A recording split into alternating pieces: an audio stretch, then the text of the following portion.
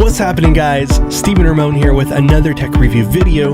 This time we got the GoPro Hero Session 5, the small one. The one that doesn't have a screen on the back.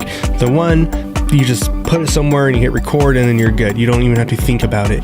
The screen is actually going to be on your phone for this one, but that's kind of the beauty of this camera, and that's why I like it. In fact, if I told myself if I ever got a GoPro, it would be the Session 5 because it's just small. And GoPros are meant to be small and portable as it is already, so why not just grab the smallest one you can get and use that? Most useful thing is the fact that I can put on my jacket, the board, the helmet, even my license plate.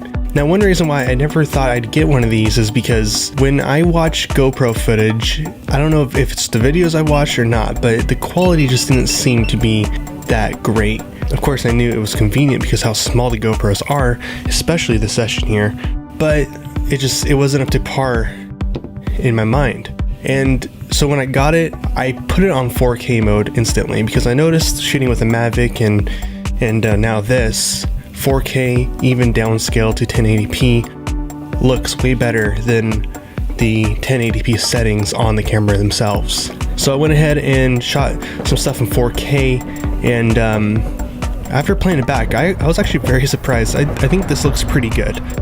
Here I am riding to my work. It's about 7 miles. There's this long stretch where there's nice greenery, trees, and of course the bike lane. So I just took it with me for the day, shot along my way to work, and then coming back home too. Now the thing about 30 frames per second is it gives you that live motion feel. If you're gonna shoot slow motion, you gotta do it like 45 at least, 45 frames per second, or even better, 60 frames or higher.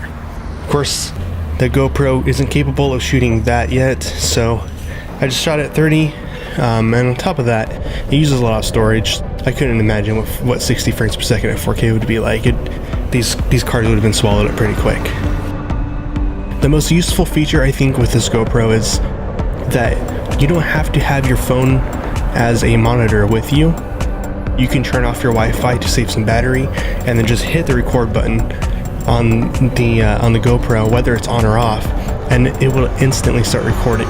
So to me, the accessibility of just recording on the spot so quickly is very convenient. You also have the ability to turn off the LED lights that blink.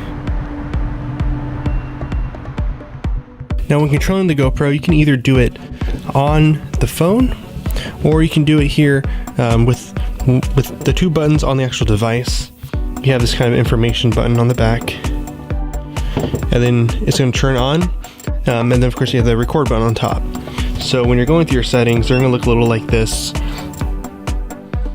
You can enter certain modes, and it's as simple as just pressing this button on the back to toggle through these, where then if you want to go into something, you just hit the record button as kind of a select, and there you go. I just turned on my Wi-Fi, and so that gives me the ability to connect my phone. I just assumed it would take more battery life with Wi-Fi on just because it's using the extra signal, so I turn it off when I'm not using my phone or if I have it mounted on me. The GoPro also does surprisingly well in low light. You can add a limit on how much ISO is introduced into the picture. I just left it at 1600, not even thinking that would be enough to let enough light in when you're in a darker area, but then I realized it's got such a wide angle, but I noticed coming into my office here with the lights off, I have a couple colored lights that just stay on, and the GoPro actually picked it up pretty well, so that was nice to see.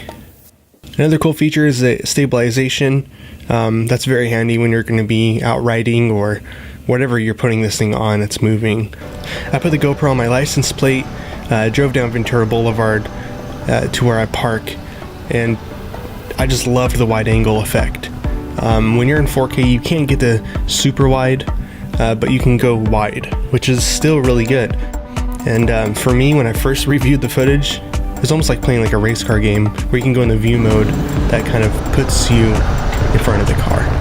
It's also waterproof for about 30 feet, which is pretty deep. The battery life is okay on it. When I recorded for about 45 minutes straight in 4K with the Wi-Fi turned off, it used most of the battery.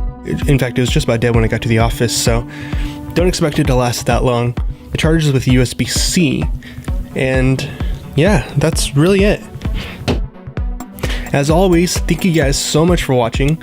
This channel is slowly growing, slowly getting more views, and slowly getting more subscribers. But you know what? It's all worth it to me.